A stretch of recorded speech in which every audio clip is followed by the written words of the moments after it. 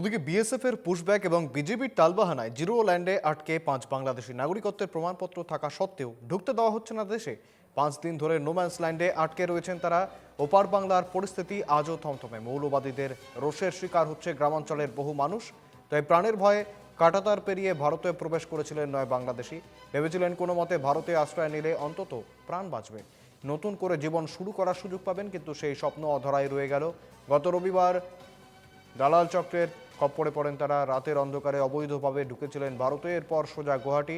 গতিবিধি সন্দেহজনক হওয়ায় তাদের আটক করে গুয়াহাটি পুলিশ। এরপর শুরু হয় পুশব্যাকের পালা, কিন্তু তাদের বাংলাদেশি হিসেবে মানতে নারাজ বাংলাদেশের বর্ডার গার্ড।